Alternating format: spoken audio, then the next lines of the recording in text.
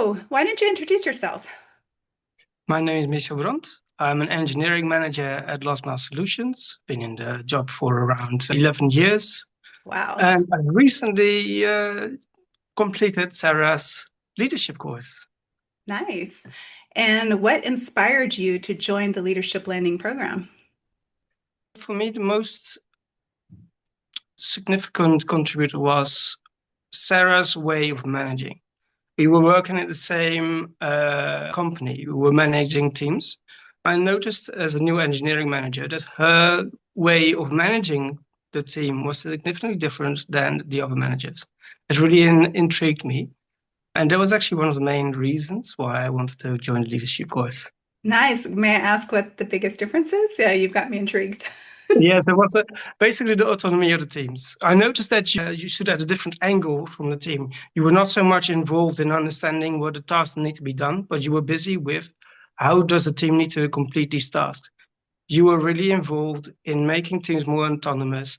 I saw that the psychological safety of your team was really thriving, and that intrigued me. I would want to learn more about this, and it also has to do with in the past I've read books about how psychological safety is important, but I really saw it in practice in your team, and that was for me a very big motivator. I wanted to learn this Nice. because the I book. remember that first conversation, and that's Yeah, actually exactly what you said. Like, how do yeah, I learn what you're doing? And then I mentioned my program to you. yes. So, where were you in your personal or professional growth journey before starting? So I was just a fresh new engineering manager. I just was promoted from a senior engineer to engineering manager. And actually, it was like 3 months in before I started the course. So for me, it was already a journey where I was learning what engineering managers, what the job is. So this was really a good step for me to actually understand how to make sure that I would make it a success. Nice. And what did leadership, the words, Yeah. or impact mean to you then, before you took my program? And what does it mean to you now? So I read some books from, well, James Schooler was one book. He had 3 levels of leadership, which was Mhm, really inspiring. He wrote about servant leadership. mhm. And it is interesting to read what this means. But in all honesty, I could not really bring it into practice because it is different. There are a lot more aspects to it than just what can be taken out of the book. They give you the concept, the idea, but how to actually execute it, that's a different story. So I wanted to learn how can I create a psychological safe environment? And in the same way that I just finished reading the book Accelerate, where this was really a prominent aspect. And that's really nice. So I understand how all the parts are connected together. But how can I execute that? That was for me a very big question. So I could do it on the back of hunches. I could do it on the back of some educational material, but none of them actually was as explicit, I think, in how I could really bring this into practice. So So, this course was for me the reason why I wanted to learn this. yeah, and then so you mentioned before you read these books, the Accelerator and the other one you just mentioned. How did that ability to take it into practice change then in the program? What was for me most important is to not just look as a team, as a group of individuals, but look at each individual itself and how all the individuals together, the values of each individual together, is also a shared value, and that is the team. And if you do not understand why the behavior, why people do things, why they are motivated, you can't really bring this psychological safety. You can't really bring this the motivation because you do not understand what their needs are, what their wants are. And it also really meant that the retrospectives that we had in our engineering teams was sort of hollow because it was always meant on like, okay, well, this is what we did last time. Okay, next time we're going to do something different. But we really never really took everyone's drives behind it, the drive to change. And this course really helped me go from more like a hollowed out retrospective, retrospective to more like an action-driven, yeah, retrospective. Nice. And And yeah. because you're really new in leadership, actually, you probably have this real fresh view how it was to be an engineer Mhm. before you took the program versus after. How would you look with new eyes at the leaders you had as an engineer? Which ones were actually leaders and which ones were just Mhm. managers, and what made the difference? Leaders allowed me to bring the best out of me. So basically, they gave me the freedom, the autonomy to deliver something significant. Yeah. It was not just like you have to do this, but they allowed me to flourish. And I believe that is what the course really also highlights. You need to really become a dream team. You need to let people become significant for themselves, become significant within a team, and be a very valued voice within the team as well. It is not just a team, it's a group of individuals that form this team. And that is something that this leadership really, course really highlights. Wow, that just gave me goosebumps. That's the golden answer. So, which parts of the program stood out most to you? A Mhm. session, a story, a reflection, or a tool? I think the onion layer really like so basically every part was very important, but the values part really stood out for me. And the values, I mean, the convictions, I think we need to identify this, but the values are so important that I understand what other people need to actually thrive. That was for me a very important driver. Also, the Maslow triangle was very important. I need to understand in what phase a team member is. Are they feeling safe? Are they able to thrive at the moment? If they can't thrive, I can't ask them to go and create a like a very extravagant personal development plan because they're just not ready to develop. I need to get them ready to develop. That was very significant. And also the ikigai and the evolutional cycle. So I can now identify what is blocking me to actually grow in my life, to actually get to the next evolution of my growth. I think those really stood out for me. Nice. And because Yeah. you mentioned blockers, do you have Mhm. a blocker you'd like to share with us? I think the biggest blocker for me is at the moment, or was for me in the past. The biggest blocker is for me in the personal environment would be that I would not be competent enough to be able to sit within the room. Yes. Yeah, that you felt as exactly as you said, Yeah. that you didn't have the invitation, let's say the deserved invitation to sit in the room. Yes. And I hope with our time together, because I mean, because we worked in the same organization, you had also a lot of one-on-one coaching with me and not just the program, Yes. but that you realized in this time together how significant your space is in the room, what value you do bring, regardless if you have the right paper or not. You bring a massive amount to the spaces you're in, and that you can sit in that confidence. Thank you. Yeah. And of course, it's different for someone to just say it, like Mhm. me. It doesn't mean that you feel it in Yeah. your DNA or in your core. But I hope that the program gave you the tools to learn how to resonate with the feeling from within. Yes, definitely. Definitely. It helped me also understand where I come from. What is it's not just like, okay, Like, I why can is see it my there? behaviors. Exactly. I see my behaviors, but why do my behaviors how do they why do they come out like this? Yeah, Yeah. Yeah. definitely. Thank you for sharing it. Is there a specific moment that shifted how you see yourself or your ability to influence others? And this comes back again to the point of the values, basically of the onion layer and the Maslow triangle. I noticed that I could help others better if I understood where what their point of view was. If I understood what their needs were to flourish. I think that was for me the most significant part. Is really putting into action the things that I've read in the past and now understanding what I need to do to create a space.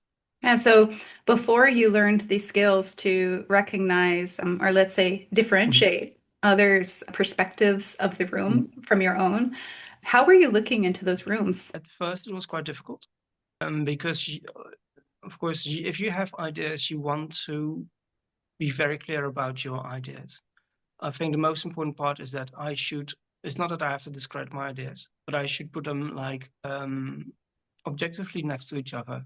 And everyone should get the space to be there, to have their space as well. I think that was for me, yeah, most significant in this case. Yeah, and probably you'll get this if you talk with to a lot of, let's say, in interviews or something like this. A lot of people think this is soft skills, allowing everyone the space to contribute to ideas. Mhm. And one of the things they may say is then how do you steer the ship as a leader to make sure your team is going in the right direction, whilst also including everyone's perspective in the room? How do you do that? Give me a second. This is the one you want to answer. That's what I'm trying to think about carefully. Yeah. So I think this course highlights that, and also I think that's something that Jeff Bezos actually also implements, is that if you are a leader, you should try to speak last. And if you're going to speak, let everyone actually give their thoughts and their ideas. Let them speak their thoughts and ideas in the room. Ask questions at the end, or like ask questions, but don't stop the flow of ideas going. So indeed, like because as a leader, we are looking from the top to actually look what is going on. We should not be directly too involved. We'll let the team decide what is best for them. Well, we can ask actually, okay, in the light of the of the other components of the company, the other teams, the architecture, we can ask them the right questions so they come to the right conclusions themselves.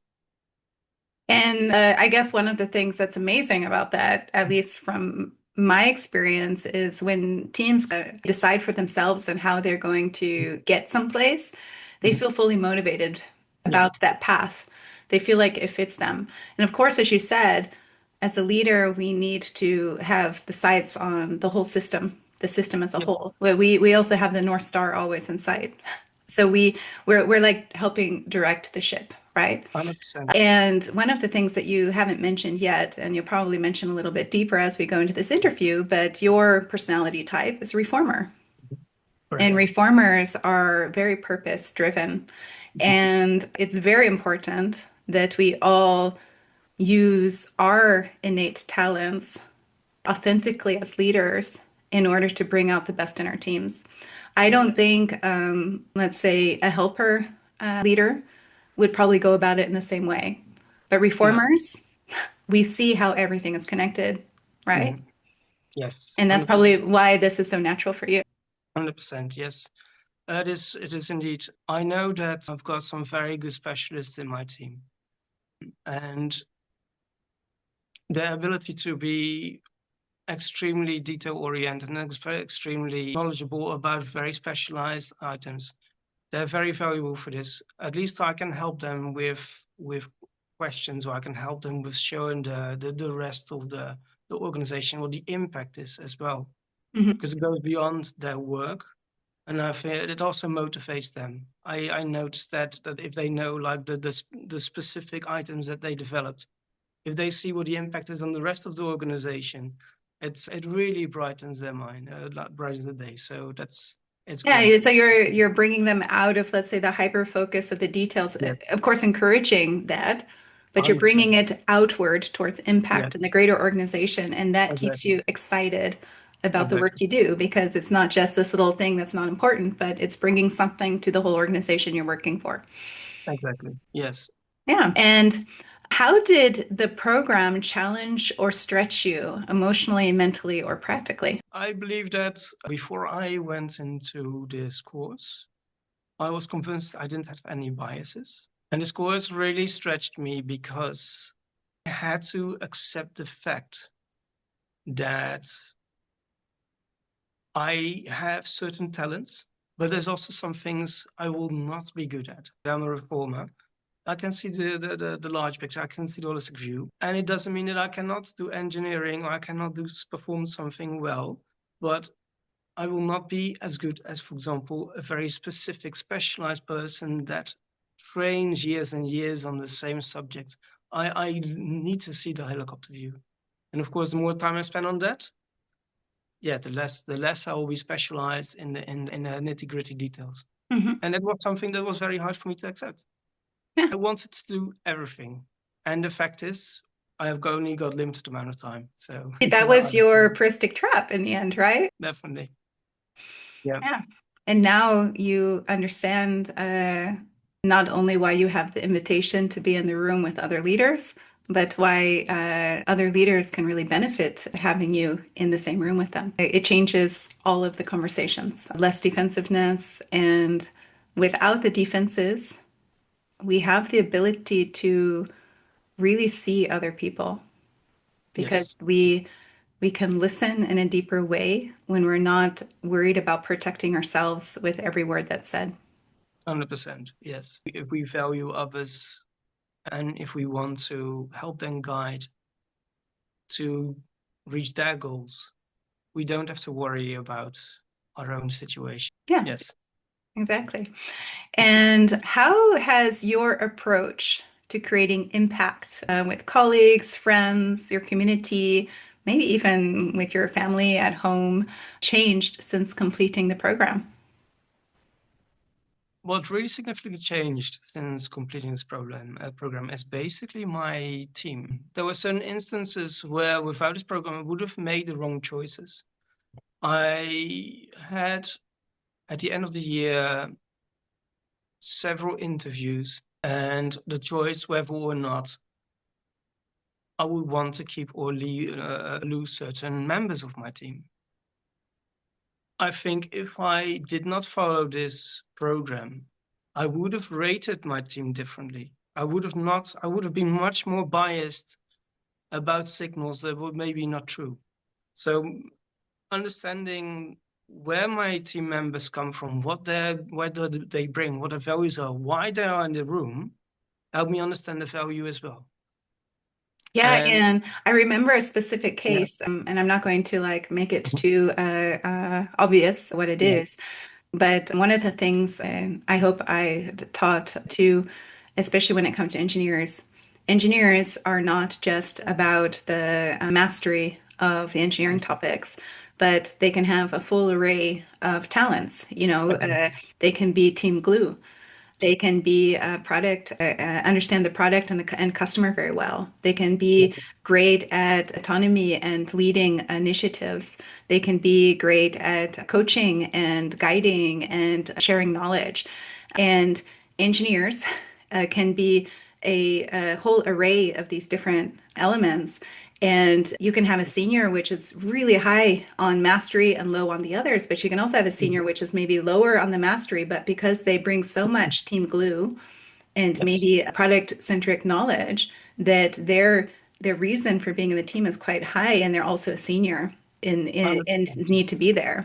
Yeah, And yeah, I think you had an experience where you judged yeah, someone purely on mastery, and then you yeah. shifted after a coaching session with me. Do you want to share 100%. that Yes. with the audience? Indeed. Indeed, there was an instance where this happened, where there was the request, do I want to keep everyone in my team? I'm 100% sure that if I had not followed this course, I would have removed the glue from my team. I would have broken the trust of my team. If I not had looked deeper into the what my team brought as an individual, if I didn't look deeper into the values and the expertise. So this would have been the difference between success and failure for an engineering manager, besides just the mastery of the technical part. I remember the aha moment, like, and another thing that I noticed you do in that particular situation when you realized it, Mm, you took full accountability of your yes, mistake. You shared it with the team and with people and didn't have the fear of because I made a mistake, I shouldn't be here. And yes, that showed to me such leadership that you yeah. could do that, that you could own it and you could improve the situation moving forward, learn from it. That's leadership. I'm 100% sure that if I had not followed this course, I would have removed the glue from my team. I would have broken the trust of my team. If I not had looked deeper into the what my team brought as an individual, if I didn't look deeper into the values and the expertise. But a big part of this is trust. You Yeah. need to build the trust. Yeah. I need to be able to be open, and the team needs to be able to be open and to be able to do this. Yeah. And I mean, I'm a leadership trainer and I still make mistakes because when we're leaders, we're leading people and we are people. And it's not even always just about a mistake. We can be triggered. Sometimes we may say something we didn't want to say. Maybe we weren't as regulated as we normally are, because maybe there's other things going on in our life at the same time. Maybe we think that we're doing the best thing for the team and we forgot to ask the right people, and it wasn't the best decision. And the leaders that really stand out for me are the ones that can reflect on those moments and not stand in shame of those moments, Mhm. not wallow in the shame and protect with a stronger mask and bigger ego, but really say, hey, okay, maybe that step wasn't quite right. I'm going to do another step now. And Yeah. I'm going to take accountability. I'm going to own this. I'm going to have the conversations that I need. I'm going to rebuild trust. And I'm going to ask for more help moving Yeah. forward until I get it right. And Yes. like I said, it doesn't matter where you are in the organization. You can be a brand new leader like you, and you've already demonstrated you can do this, but you can also be a C-suite and have these moments happen. Yeah. And I believe the biggest leaders or the most powerful leaders are the ones that handle these situations with ease. If you allow yourself to be vulnerable, you invite vulnerability from your team as well. Yeah, Yeah. beautiful. You kind of shared a situation, but maybe you have another example. Can you Mhm. share an example of a situation you handled differently because of what you Mhm. learned? Yes, definitely. I think another large part of this was that like I said before as well, the retrospectives. What I tried before is try to steer the team to become more efficient. A large part of what changed actually in my approach was the fact that I wanted to understand that ask for the value. I tried to get the team to understand each other's values. Try the team to understand what it all stood for. And also that changed the way that we actually try to change the way that we work. This was actually a very introspective moment, but also it helped us with the retrospectives to actually move forward. Instead of saying like this doesn't work, the ownership came more from within. Yeah. And one of the Um, things that I notice about efficiency, because you mentioned that efficiency is not always the best outcome. I've seen very efficient meetings yeah, that don't talk about the elephant in the room. yes. And what happens after that? There is no action. Nothing happens actually. Hmm. The situation stays exactly the same as it is. And maybe So even rather worse. than yes, exactly, exactly. It's better to just take a small bit and actually really improve that than to not discuss the issues and yeah, move forward with the same problem that you have without discussing it. This vulnerability point where people actually really could tell each other what they thought is an important aspect. I've had a lot of those meetings where it's like we talk about 50 topics on the surface, like super fast, and make no improvement. Yes. And it can feel really bad when people are like, yeah, but there were these 49 topics we didn't cover, and we just covered this one topic deep. But when you cover that one topic deep and you, let's say, creatively destruct the idea that you need to cover everything all at once, you Yeah. actually make big changes, Mhm. which perhaps will also dissipate the need to even work on those other 49 elements moving forward, because Yeah, that's how agility works, right? exactly. Yeah, Yes. things shift. What changes have you noticed in how you communicate? You make decisions or you inspire? I am more fruitful in my actions. So I think it's not that I'm more indecisive, but I will be more likely to try to understand the room. That's the biggest difference. And it also has to do with the fact of like speaking last. That's the largest changes. That's basically change that I made. And so that's in communication. How about making decisions? Making decisions, teams' decisions are what is important. So it's like I don't want to really push my opinion too much unless we are in a situation where it's called for. I think it is okay to make small mistakes for a team as well. So I think it's better to try to guide the team to go into the right direction than to make the decisions for the team. It should be a team decision. If I don't do that, then there is no ownership. If I would push a team to pursue a certain direction, it is my idea, my direction. And because I have a different power position within the team, the ownership will be lost, or likely will be lost. If the ideas and the decisions come from within the team, they will also hold themselves accountable for the decisions that they made. If I can say, hey, it was Michelle that made me do this, if it fails, you're the one accountable.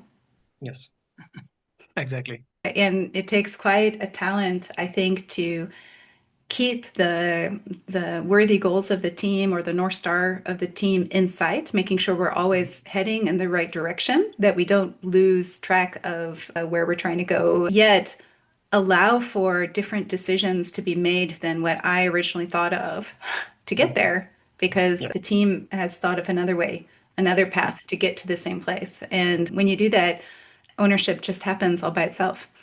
Yes, definitely. You don't know how many leaders struggle with that. Have you seen any tangible results, such as improved collaboration, recognition, confidence, Definitely. balance in your work and life from the program? Definitely. So what I noticed is in the start, when I started, my team was quite new. And in the beginning, they were not really able to work autonomously on the project. And I noticed during this course, and the more that we tried to understand each other, the more this autonomy continued. So eventually there was a project where normally like the PM writes a story and I will add some items potentially as well, some dangers, maybe some things that we need to consider. The story was totally rewritten. It was carried by the team and they delivered really a beautiful project afterwards of basically understanding the needs of the team.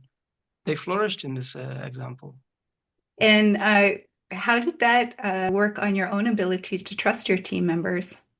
It really worked. It really helped. It also exposed something else, and that was basically the courageous conversations. Because I also noticed that if they carry the project, there will be conflict. Yeah. And then it's something that you need to manage. Yeah, it's something that you need to invite and manage. But that was something that was new for me as well. So Yeah.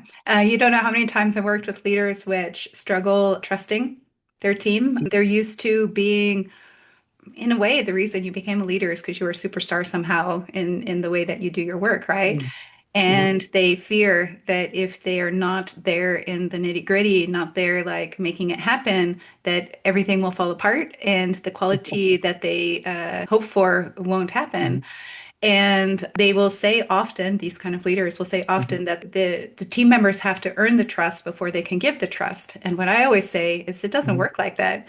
You mhm. have to you have to give the trust Yes, and then allow your team to show you that they can be trusted. exactly. And that takes such courage Yeah. to say, okay, I'm dealing with a lot of dragons here, a lot of fear that everything will collapse, but I'm choosing to trust my team.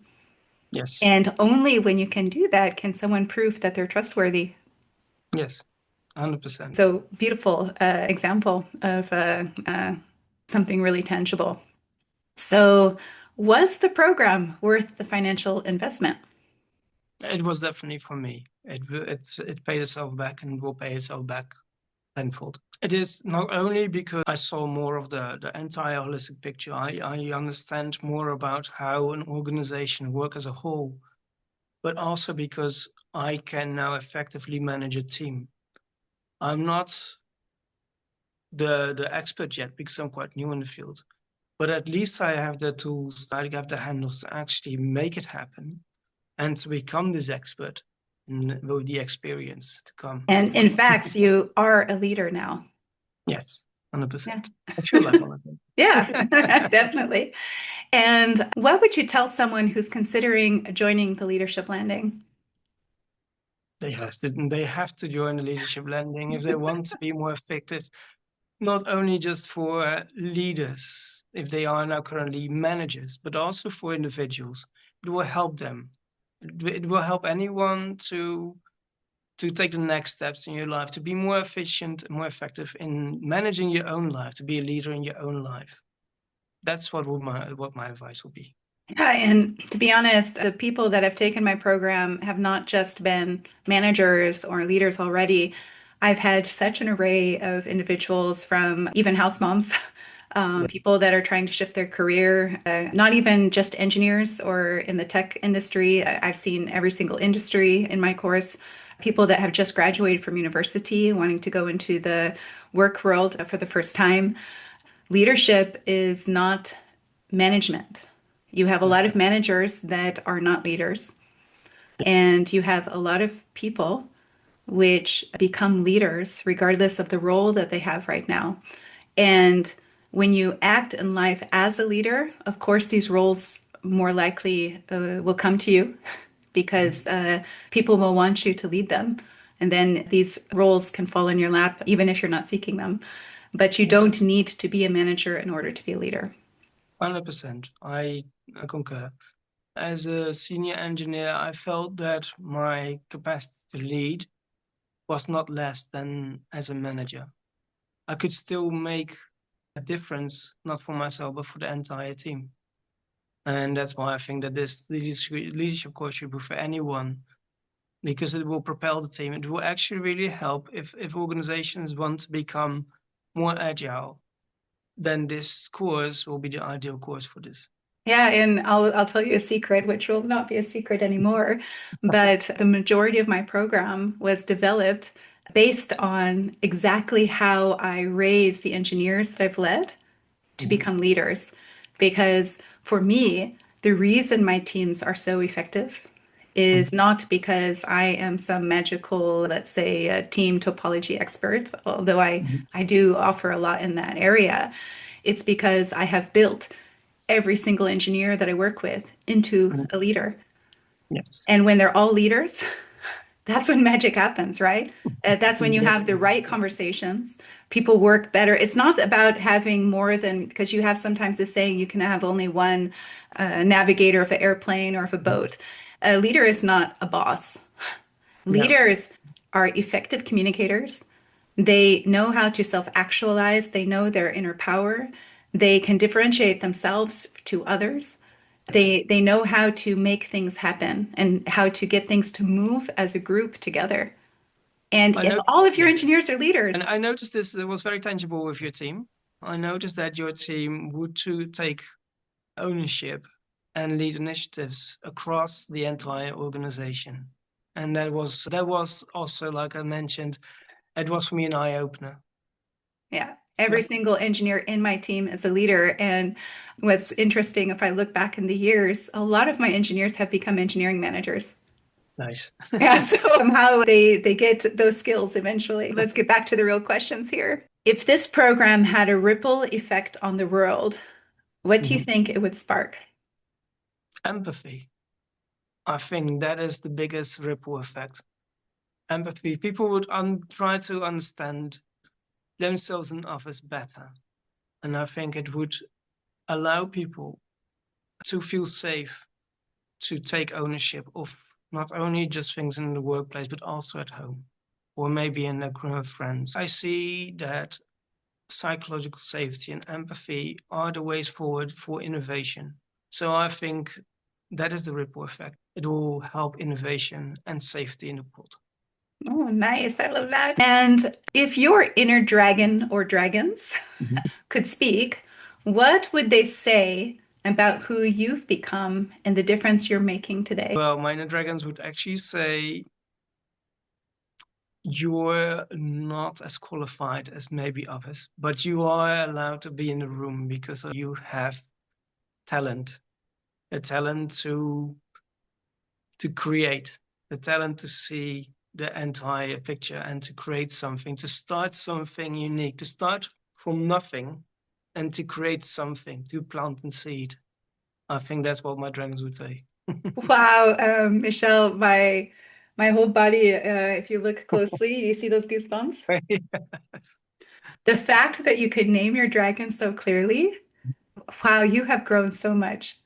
It used Thank to you. be so scary for you to say this. Yes, definitely. Wow, It was I'm a so shock. impressed. I'm so impressed with you. So now we're going to do a quick rating Mhm. from 1 to 10. 10 being you strongly agree, 1 I agree not at all.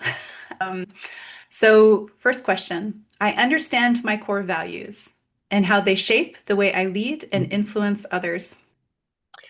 That's a very difficult one, but that would be a 7. And that's because my core values actually shift. It's like always like it's context dependent as well. So I still think I'm trying to really understand my values.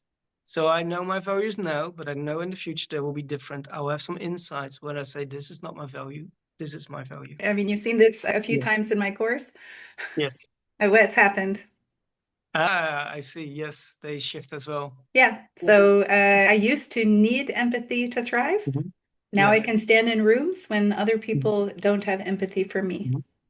I And see. respect shifted towards appreciation. Your Ah, values are a moving body, just like you said. yes, And it's cool that you have embraced this.